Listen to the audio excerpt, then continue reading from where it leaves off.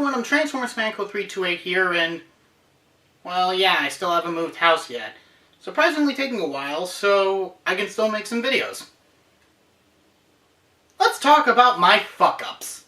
To be fair, this doesn't mean this is every single mistake I've ever made in my entire YouTube career, if only because I can't bring up every single flaw I've made or else I'll go crazy. I'm just highlighting particular ones I feel are interesting to discuss. Some minor, some major, but all to show that I'm okay with being criticized, like I said in that Importance of Criticism video. Let's get rolling with some errors that I noticed and weren't brought up by anybody else. At least in the comments. So after watching the complete history of Smash Bros. Rumors from Did You Know Gaming, it turns out a few of the things I claimed in my Smash Bros. Countdown related to what characters were planned for certain Smash games were mostly false. So taking from Source Gaming's definitive source-backed list of planned Smash Bros. Characters, here are the facts. Smash 64. Marth was planned for Smash 64 but was cut because of time and nothing else. Bowser, King Dedede, and Mewtwo were also planned and had some work done on them, at least for the former two, but were also scrapped because of time. I followed a NeoGAF post that claimed that Wolf was also among the planned characters, but this confirms that he was not. It's also commonly believed that Meowth, Sigurd, Pit, and Peach were planned, but as of now, we never got any official word that they were ever considered. Melee. Takamaru from the mysterious Murasame Castle and Ayumi Tachibana from Famicom Detective Club were briefly considered before being dismissed just as quickly, especially given neither were even remotely known in America at the time. There's also a brief mention and dismissal of Mock Rider included in the article, most likely in the moment of the interview it's cited from. Among retro representatives, Balloon Fight, Urban Champion, Clu Land, and Excite Bike all had possible moveset limitations that prevented them from joining over Ice Climbers and Mr. Game & Watch. Banjo-Kazooie and James Bond were briefly considered before recognizing all the legal issues that would come with including them, especially with James Bond, and so were quickly dismissed. Snake and Sonic were requested to be included in Melee, at a point when Melee was too far into development, so they weren't included. Sakurai says if he had the time to add one more character, it would be Wario. Lucas almost replaced Ness, but given the other three took quite a while after Melee to finish, Ness returned instead. While possible, Wolf and Dedede were never confirmed to have been planned for Melee, and certainly not as a replacement for Marth like I said for Dedede. The page mentions nothing about Leaf being considered as the Marth clone before Roy, so that can be seen as false too. I only talked up to Melee in regards to cut characters, so if you want to know about Brawl and Smash 4's considered characters and other stuff for all of them, I'll have a link to Source Gaming's page in the description. Point is, Wolf wasn't planned for Smash 64, Dedede and Leaf weren't planned for Melee, and Marth was never tied down to permission problems. I was wrong, and why make up who was planned or not anyway? That just means they aren't in the game, something I think we figured out by now. Doesn't matter anymore since everyone who's made it before has finally returned! With Ridley! And the Inklings and Daisy, but holy shit, Ridley! I also love his blockbusters, particularly his 3-Wolf Moonsault and his Wolfomania. That's not Wolfomania. That's actually Airwolf used as the final move with maximum hype level. This is Wolfomania. Minor, but still notable. I've stated in my Importance of Criticism video that Hocus Pocus is one of the few Nostalgia Critic videos to have received a significant amount more dislikes than usual. Besides, very few Nostalgia Critic videos have over 3,000 dislikes. Well, maybe I should take a closer look at one of my favorites for a similar number. What do you know?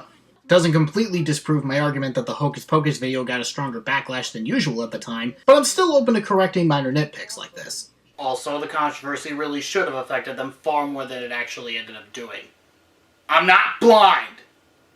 I claimed in my Mysterious Figure vs. Lingering Will video that the former boss will basically kill you in one hit even at the lowest difficulty setting. Mysterious Figure's most basic combo brings your health down to the second chance once more point. On the first hit, at level 99, on beginner mode! However, even noting that I hadn't seen videos of the fight below Proud, and myself having only gone as low as Standard back on the PSP, I actually took it upon myself to see if this was actually the case. So I started up a fresh beginner mode run as Aqua, goddamn you Xehanort, got through it as fast as I could, and then fight the boss I'm looking for once I beat the run. As it turns out, Mysterious Figure does not near instantly kill you with his every move on the lowest setting, as there were several times where I got hit with pretty much any move and still had more than 1 HP. This not only disproves my very minor point in the video, but also throws a wrench into a mentality I take with difficult bosses, which is that these bosses need to be difficult no matter what, and that there's absolutely no easy way out. This means that, for example,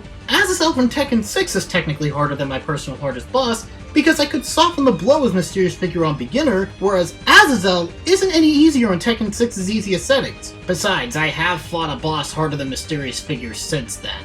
Elizabeth from Persona 3. Hell, I didn't even last the first turn against her, and that was without violating her very specific conditions. Back on the subject of Kingdom Hearts, I really should have rewritten my Kingdom Hearts 1 review.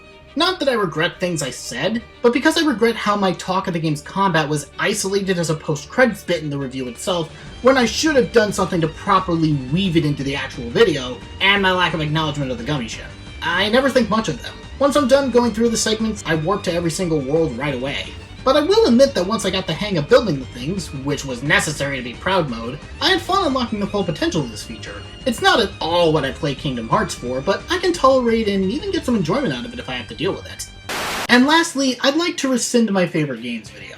Though I still stand by the majority of the list, there are a few entries I'm not as fond of as when I made that video. Pokemon Alpha Sapphire and Guacamelee in particular. With Alpha Sapphire, I don't see it as the perfect video game remake anymore. I mean, Kirby Superstar Ultra and Metroid Zero Mission.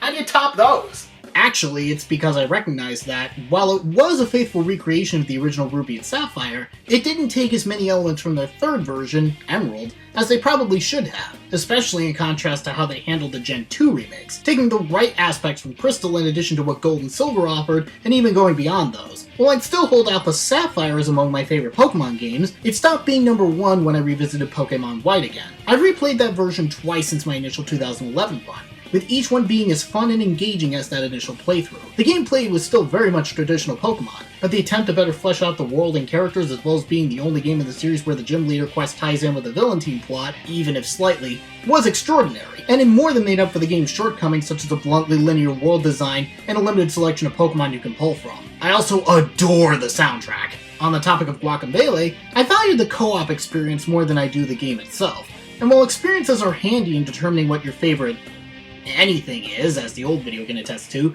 I hadn't touched Guacamelee much since that initial co-op playthrough. I revisited every other game on that list at least a few times, even seemingly one-and-done games like Bioshock Infinite. The last time I booted it up was when I was running all my PS3 games to make sure they didn't suffer much from the overscan on my mom's old flat-screen TV, since I'm unable to completely fix it, which, by the way, kills 0.2 for me and upsets my hype for Kingdom Hearts 3. Guacamelee let me adjust the screen to the point where I could accommodate, but besides beating Kalaka again, I left it at that. I'd be more inclined to put Sonic 3 and Knuckles on the list, which I was going to before I decided I would avoid praising games I haven't played in a while so my thoughts wouldn't be clouded by nostalgia. I'm willing to throw it back on thanks to finally revisiting it via Sonic 3 Complete, which aside from a few minor tweaks, is basically the same experience, and I loved it just as much on my PS2's Mega Collection Plus as I do now. I went as far as to get the Super Emeralds with every playable option in that game. That's how much I adored playing it. I'd also add Kingdom Hearts 1 on there, for reasons I discussed in my review, and Persona 4 because aside from the obscure means to reach the endings, I was hooked on the characters and the narrative and had plenty of fun from start to finish. So to recap my revised list, it's War for Cybertron, Soul Calibur 2, Sonic 3 and Knuckles, Shadow of the Colossus, Ratchet & Clank Crack in Time, Pokemon White, Persona 4, Metroid Prime, Metal Gear Rising, Mega Man X5, Kirby's Return to Dreamland, Kingdom Hearts 1, Guitar Hero 3, Fire Emblem Awakening, and Bioshock Infinite. We good? Good. And now for the ones brought up by the commenters.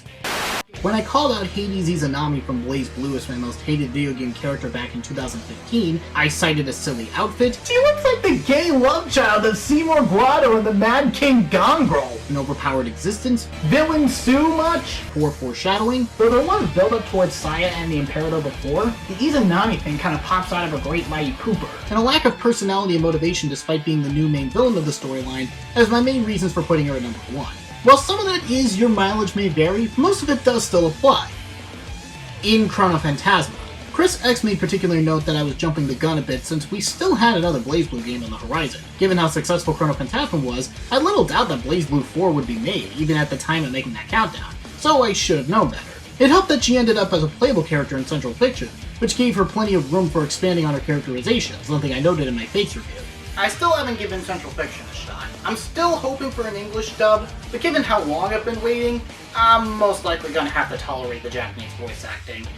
I don't hate Japanese voice acting, it's just, if there's an English dub, I prefer having an English dub. Unless it's JoJo. It just seems wrong in English.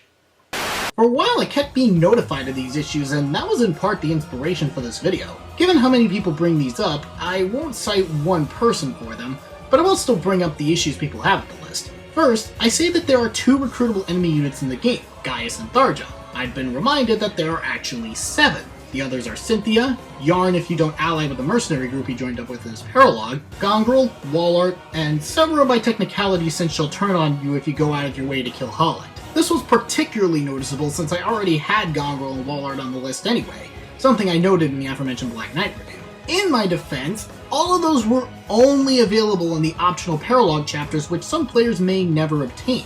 I was referring to the fact that Gaius and Tharja appear in mandatory story chapters, but the problem there is lack of elaboration, so you're all still right. I also claim that Tiki is able to gain the Miracle skill. She can reclass for a few better skills like Life Taker and Miracle, which she actually can't get because she can't reclass into a Cleric. I mistook that for the Mage or Sage classes, which she can reclass into. And since Lissa is a Cleric that can also become a Sage, you can see where I made the mistake in my haste. Here's an issue I noticed myself. I claim that Henry is the 13th recruitable unit overall. That is outright wrong. I misread a bit of trivia on his page that states that, if discounting the player character, easy if they're female, Henry is the 13th male unit recruited. It's also possible that Henry's clean break from history meant that he just never did anything of note ever again. Not necessarily that he killed himself. Lord knows that would have stained the pages of history. Can you tell I made that entire countdown from writing to editing in the span of a week? God, the days when I was motivated enough to make an entire countdown from scratch within a week's time.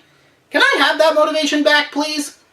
Simply put, Thomas Schiffer took issue with how many fighting game bosses I included as opposed to bosses from other games. This isn't my biggest sin since I usually find them harder than most bosses I fight, especially compared to, say, RPG bosses, which can boil down to luck and can be cheese with prior knowledge. On my most recent playthrough of Pokemon White, I one-shot the Hydreigon that usually killed me at least once in my previous runs, thanks to getting the Larvesta egg and painstakingly evolving it into Volcarona before it could leap forward. It only took me 4 tries to beat Ozma, whereas the randomness of the meteor attack can potentially take you hundreds of attempts to beat it. Fighting games are more reliant on player skill, and some bosses in these games like to read your inputs and do obnoxious damage with attacks that are difficult, if not outright impossible, to dodge or block. I concede to this being a mistake simply because I agree that I should have played more games and included more bosses from other types of games. Thought it through a little better. Then I should have replaced Burner Man with the King Jet. Seriously, fuck that fight. A simple little mistake. In an attempt to discredit Mega Man 5, I claimed that Smash Bros. Didn't reference it at all. Let's put it this way. 5 is the only NES entry not represented in any fashion in Smash Bros. When in fact, the Wii U version had a medley of tunes from Mega Man's 4, 5, and 6, as noted by Temtronic. I blame this on only having the 3DS version and thinking primarily in terms of Mega Man's custom moves and the like. My bad.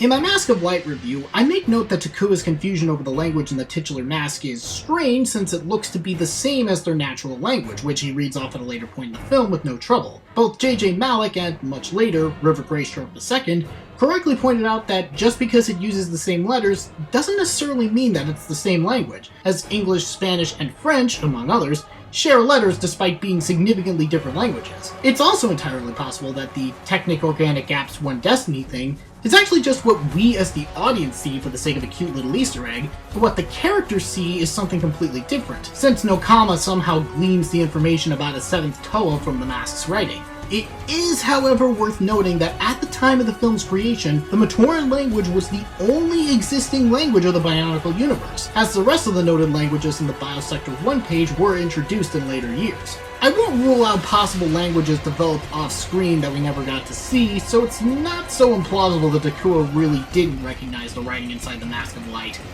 Another simple oversight, but I mentioned that Tahu's aggression and arrogance were amplified by Layrak's poison. As Tahu struggles with the rock, she gets him poisoned, which ends up heightening his aggression and arrogance, which I was always under the impression of since Gali specifically says that the poison's killing him when she heals him. The poison is destroying him. However, as noted by Killbuster, that actually stemmed from Kurak's powers of anger, which I should have caught because Makuta spells that one out. Anger amongst them will threaten their precious unity. And I quote that line all the fucking time! And his arrogance was always a character flaw of his, as evidenced with his comments to Gali during the Kohli match long before his encounter with Layrak.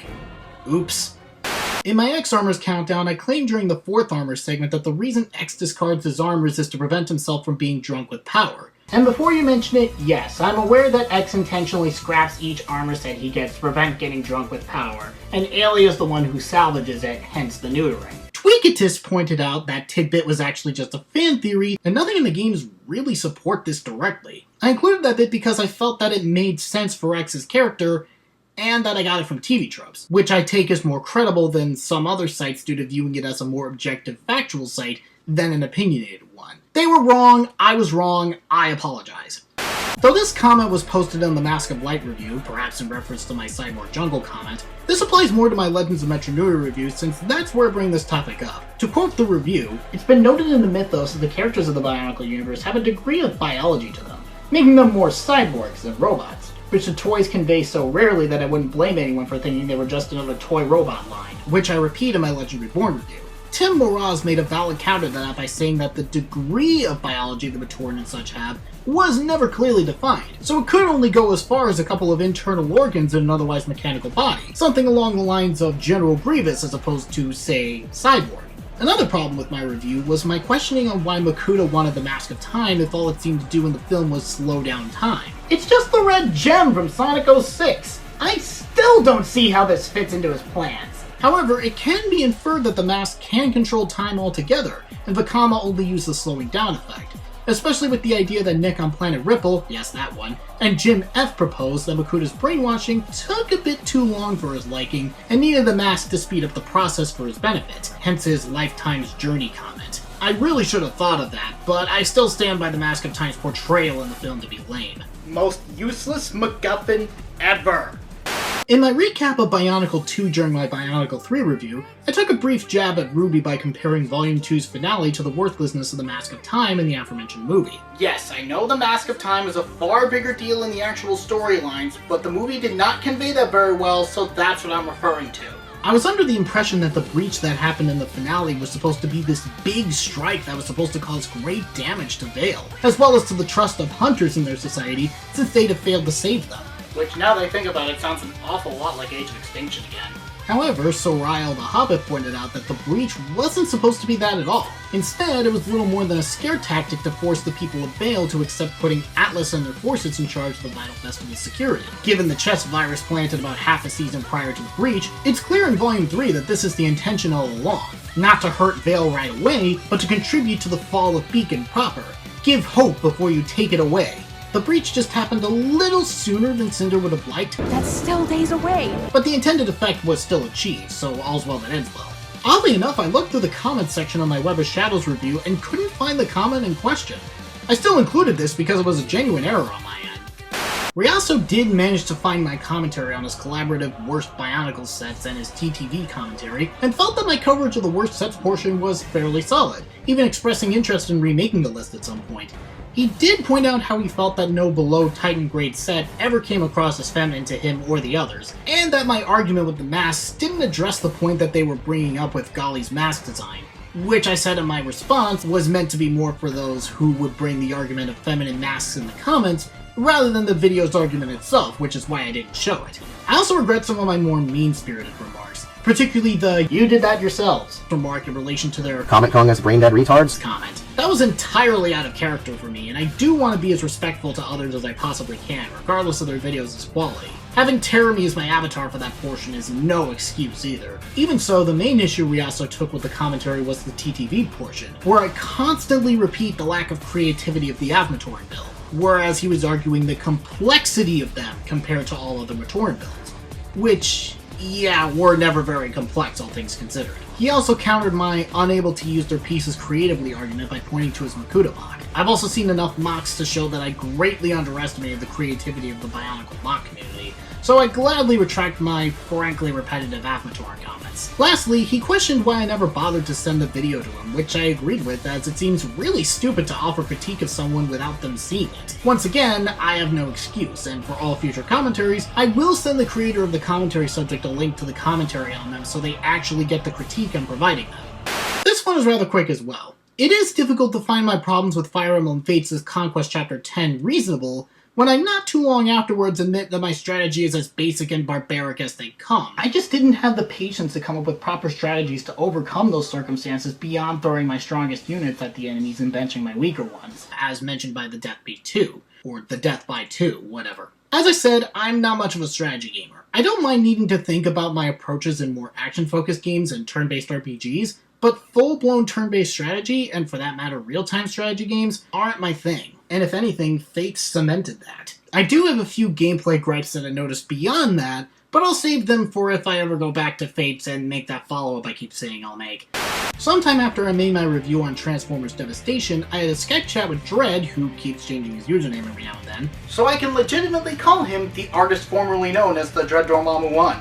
about the review where he brought up some notable issues. In particular, my criticism of the game's price tag. He took issue with it because I outright state that I didn't get it at full price. I haven't paid full price for any of these titles, Devastation included. I took advantage of a PSN flash sale after Christmas that year, and got it for half the retail price. However, I was trying to see if it was worth the extra money, and I believed it wasn't. I say I'm not going to bitch about the game's price, I'm not going to complain about the price. And then I go ahead and do so anyway. Hypocrisy, thy name is TFC! I was basing that more off of game length and extra content, when really I should have focused on the craftsmanship and how enjoyable it was overall. I did acknowledge that there was a ton of love put into the game's visuals and weapons, the latter of which were individually modeled and rendered. For instance, I found a weapon called GZS3 and MA68S, which was so obscure that I found absolutely no results on Google. On TF Wiki, I found that there were some accessories found on Masterpiece G2 Sideswipe, the MA68S machine gun, and the GZS3 grenade launcher. It's quite evident that the Platinum Games staff were huge Transformers fans. It's great to see this level of enthusiasm in a game that's quite a blast to play. After the review, I found that the more I played it, the more I love it. It also helps that Platinum games are designed to be replayed over and over again to get better gear and perform better at the missions and things like that. So criticizing the game's length wasn't all that needed. I guess I just wanted more to play, which is always a good thing to want if you happen to like what you played, which I sure as hell did. Dredd also made note of my enemy variety criticism, citing that Revengeance, one of my all-time favorite games, didn't have the best enemy variety either, as I recalled how that game stopped introducing new enemy types during its third chapter, the one with Monsoon as the end boss. I still stand by it in the core game, as I'm sure there are a few more enemy types that they could have made, even if they pulled them out of their asses just for the game, but I won't complain about enemy variety ever again, unless it's especially bad like in Sonic Unleashed. Outside of that, it doesn't really irk me that much, to be honest.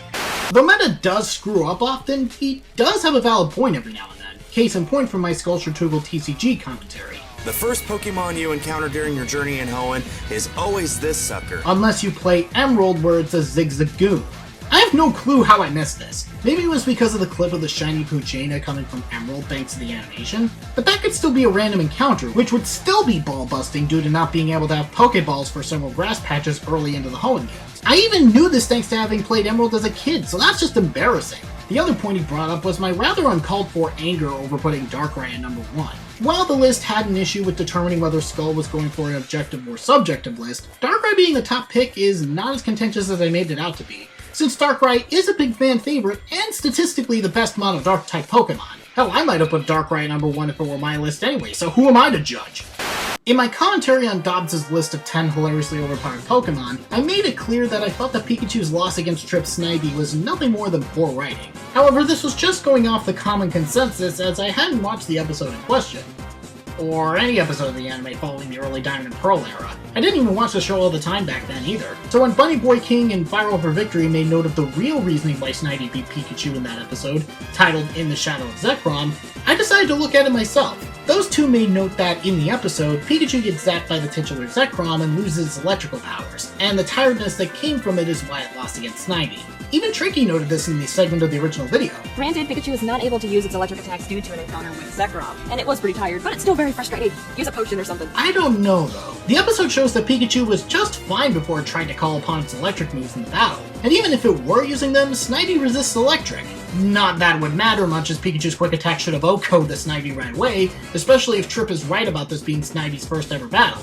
Which is odd considering it knows Leaf Tornado, a move it won't learn until it's almost ready to evolve. Hell, that was the only move Snivy used in the whole battle. Leaf Tornado's a good move, but it's not one-shot a high-level Pikachu good. And I don't see Professor Juniper as the type to shove rare candies down a Pokemon's throat. So the circumstances are still a little shaky to me, and it's obvious that it was only done so Ash could get kicked back to square one for his Unova journey. The issue in this case is the lack of elaboration due to not having seen the episode. Wow, lack of elaboration is a common theme with these. But I still stand by Snivy vs. Pikachu being shitty writing. The only way I can see this flying is if Ash's Pikachu had the worst IVs possible. But that just makes his other victories all the more awe-inspiring, so even that doesn't add up. And I know the anime and games are ultimately separate continuities with different rules, but that doesn't really affect my verdict here.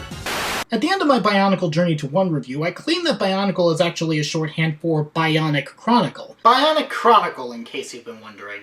As I believe my father thought so when I was young, so I believed it for most of my life. It wasn't until just after I uploaded the review that I looked it up and found that it was actually short for Biological Chronicle.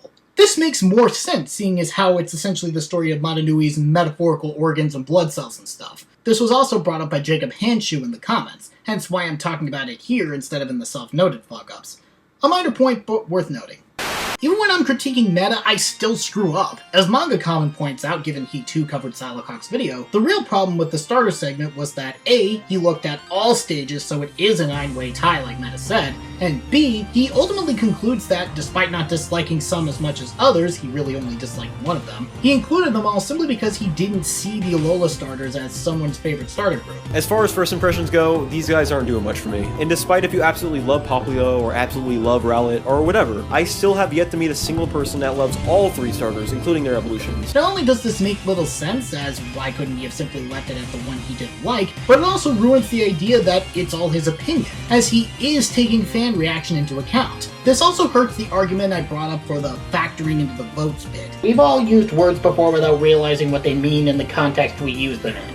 It's clear that he means that they didn't factor into his thoughts. As he does state that his number 1 choice, Bruxish, isn't his personal least favorite, but put it at number 1 because he felt that no one liked it. Admittedly, I don't think Bruxish is my personal worst Gen 7, but I had to put it on number 1 because I don't think anyone likes this thing. Thus factoring in other opinions instead of his own, despite clearly stating that it is his opinion. This list is based on my opinion. Manga also mentions that the added protection for Alolan Dugtrio is most likely in reference to its new steel typing, which, given the added resistances and immunity, is protection no matter how you look at it. I still think it's also referencing the Tangling Hair ability, since the hair's origins are the reason it has the steel typing. Also, I mispronounced axolotl. The xylitls. And that covers some of the no doubt many flaws of my videos for now. I'm positive there will be more in the future, but I will strive to do better in the future. Whenever I get around to making more videos in the first place. In the meantime, please speak up about any problems you see with any of my videos. It'll only be positive for the both of us in the long run. I'm Transformers Fanco328, and I sincerely regret that you felt that way. Well, that and the mistakes I made that made you feel that way in the first place. Apologies are not hard!